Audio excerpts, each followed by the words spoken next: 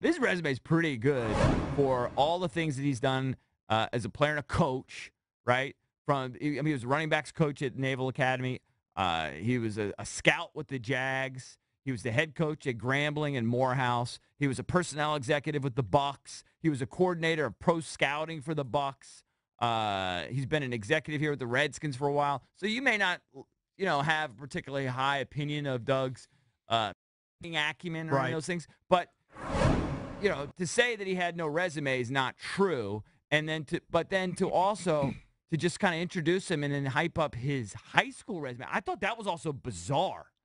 Like, why didn't Doug's history and experience in football really makes up the person that he is. When I hired him in Tampa in 2004, we had a different phrase for it that I really can't say, but he was my people meter. He had an uncanny ability to talk to a player or a coach in 1 or 2 minutes and be able to read that person. It's really, I was proud of when Doug presented his plan because his vision was a team. He was a quarterback again, leading a team.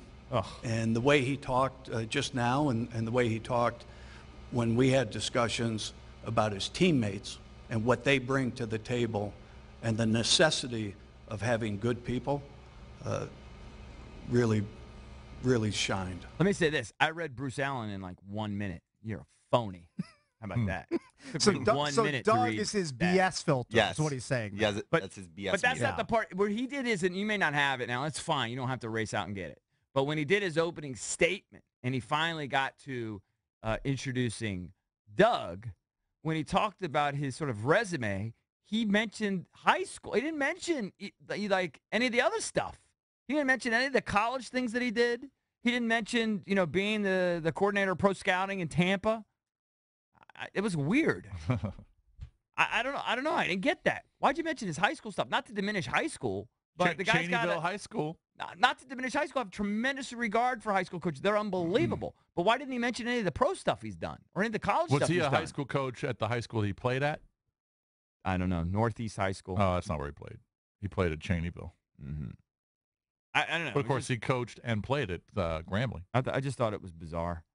The whole thing was bizarre. And, it seems like fans they don't really care maybe as much as a lot of us in the media that are sort of infuriated by it. Yeah, I don't think the fans really care.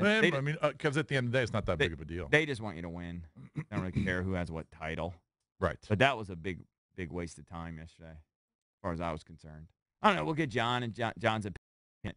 But I know somebody tweeted me yesterday. Well, how do you think this will impact the Kirk Cousins negotiations? Well, zero. We'll have zero impact because Eric Schaefer is going to be handling the contract details, to the best of my understanding, and Bruce and Dan will be the final sort of decision makers on that whole thing. I'm sure Doug's already weighed in on whether or not he thinks that Kirk would be a viable long-term option for them. I'm sure he's already weighed in. So, at this point, his promotion will have zero impact on the negotiations, would be my guess. Yeah, he's about Literally acquiring talent going zero. forward. But nothing to do with it. So No, I agree. They already have it in their mind what they want to do, Dan and Bruce.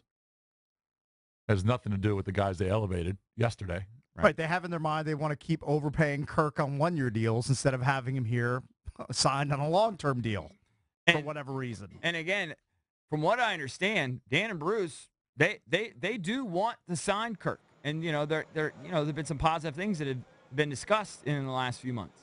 But I've also heard some sort of bizarre things maybe from the other side that, and not necessarily relating to money, that I don't know that the bridge will be able to be gapped, actually. Yeah. From what I've heard recently. I've heard some interesting things. Yeah. That could be, I don't know.